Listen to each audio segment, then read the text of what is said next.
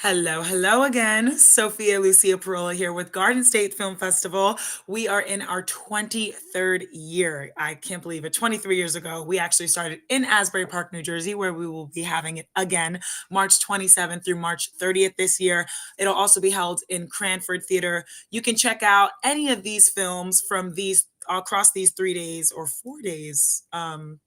See it all on the website, gsff.org. It'll tell you way more than I'm telling you right now. But one of the films you can check out is a homegrown short called Dear Entertainment Industry.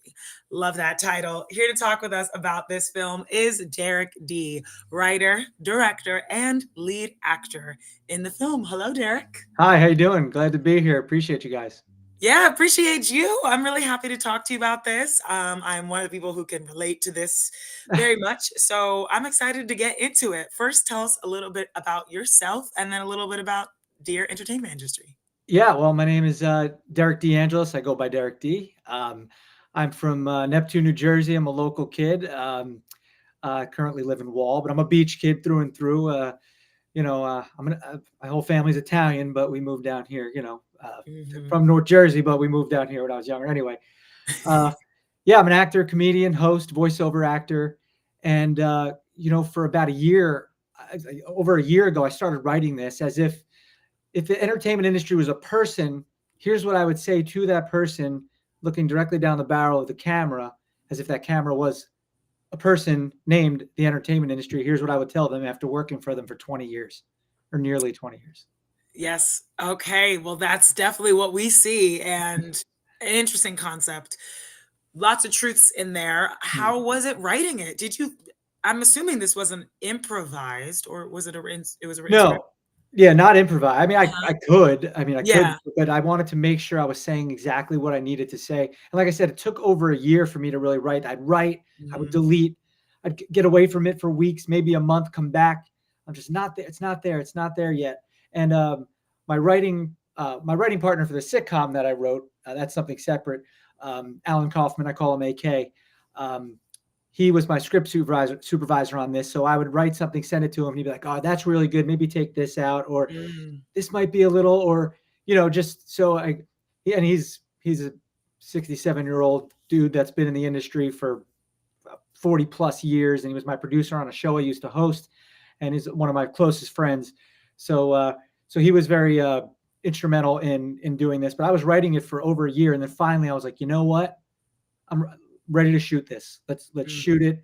It's not going to get any better than it is. And I call out a lot of truths. My whole thing about it was not that I'm angry with the Mhm. entertainment industry. It's like do better. And I'm calling out things that I think need to change and things that you know, some people, I got a lot of great feedback from all walks of people in the entertainment industry, dancers, singers, writers.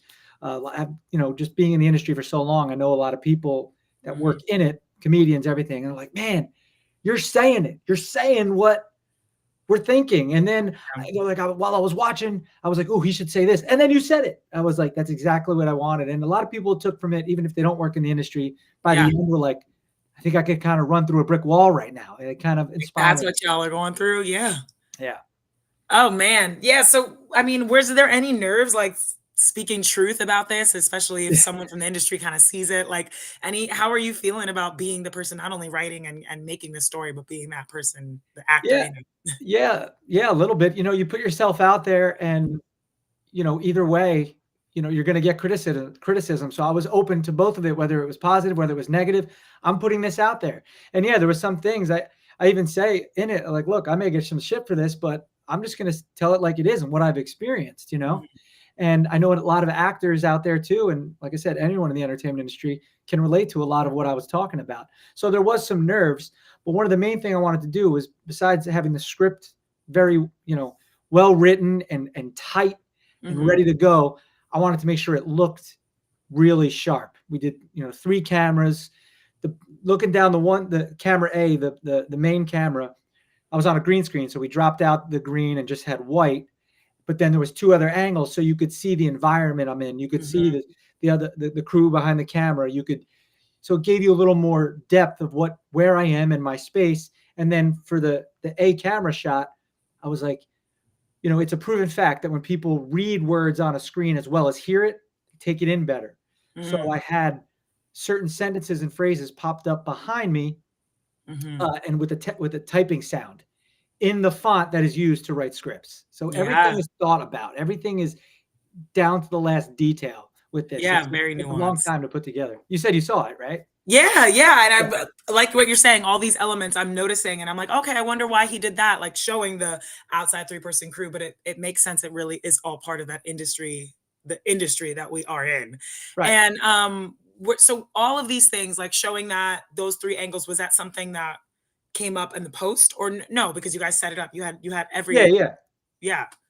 Yeah, no, Okay, so we were I was thinking, like, I didn't just want it to be that A camera because mhm, I knew it was longer. It's longer than like a 3-minute little video. Like it's 10 minutes long, mhm, and I need to keep their attention. So cutting to those other 2 cameras, seeing the green screen, seeing the big studio I'm in, like this is a professional studio we shot this in, mhm. and right in Freehold, New Jersey. Actually, shout out to NJF Studios. Um, Oh, but yeah, everything, nothing about this entire video was just willy-nilly. Like, it was mhm, thought down to the last, because that's why I'm wearing the suit. I got the penguin shoes on. Like, this is what I do. mhm. I take this so seriously, and I want it to look as professional as possible. So, and I'm a very, like, maybe almost OCD with that stuff when it comes to shooting. Like, sometimes I need the director or someone to tell me, like, if a project I'm doing, I'm like, "Tell me we got it, 'cause I'll just keep doing more takes." Yeah. Oh, well, it's similar as actors, I think we always it always can be better, right? Right, Oh, yeah, you I get it, you yeah. get it. Oh, okay, so, I mean, talking about seeing part of that crew, it really was just you and, like, 2 other people through Yeah, for Al the Alan day. Kaufman and Ian Jenkins, who I've known for many years, and I've worked with in this industry, and small crew, but they knew what they were doing. AK was on sound. Uh, Ian was on. He was the DP, and he ran all the cameras. And we were just grooving. I Mhm. think I did four, 3 or 4 takes, and we ended up using mostly the first take. Okay, because I was gonna ask, I was like, "This no way you did this all in one take and you used" or maybe you did do one large take and just do that whole thing, or were there some cutting that movie magic? Right. Yeah, exactly. And but there was big chunks that were Yeah, just, like I said, we only did 3 or 4 takes. And sometimes you though, knew like it knew if it. a word I said sounded a little maybe I flubbed it a little bit. Mhm, Like I think there's one point I say the word audition and it sounded a little weird. So I just took the word audition from a mhm, different take and dropped it in, and my mouth still did mm. the no. Yeah, There's all these little things that no one ever knows. Like if you looked at the timeline of the edit, you'd be like, whoa, but yeah, yeah, movie magic. Well, yeah. props to you too. Wonderful writer, actor, performer, because you're able to do that. I'm sure you could have done that on stage, just one large Yeah, I monologue. mean, I knew yeah, I mean, I had it memorized, Yeah. but yeah, it was I wanted to make sure I hit everything I wanted to say, and it was coming from the heart. Like, I mean, I get Mhm. emotional in it, and the feedback from it has been really positive, so I've been very thankful for that. One other thing I love in without giving anything away, but, like, it's very clear, even though this person or you feels all these things, it's like, that's part of it though, and I'm not giving up, and I'll still be here doing it. A lot of that, not even just as actors, we experience filmmakers, you might be putting all that money and time in it, and then the film maybe doesn't go where you thought it would, or even as an artist, you've been doing it for years and no one sees your work, or you're not buying so many things in this industry Yeah, doesn't go how you plan it and what you even think you deserve, but yet we don't give up, or if you do, but the whole point is not to give up. So right. why do you continue telling stories? Why do you continue doing what you do? What do you love about film, about acting, about this industry? Even though we hear a lot in this film, why do you keep going in this industry?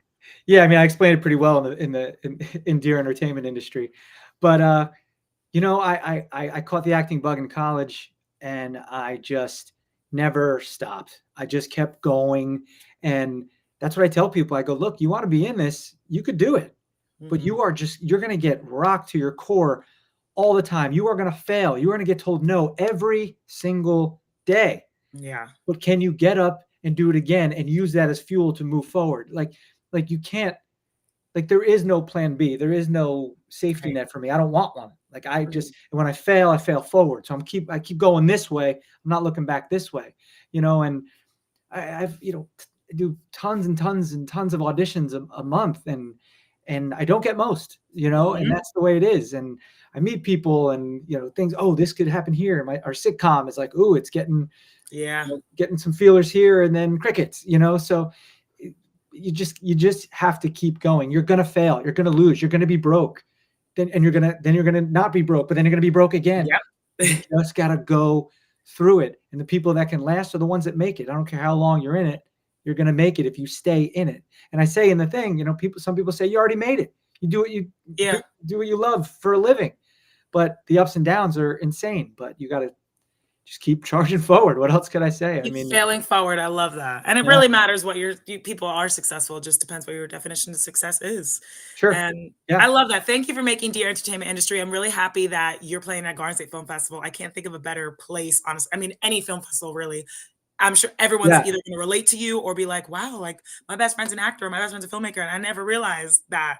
So either way, it's a win. Yeah, one thing I want to say too before we go is that I'm excited to see people watch it live.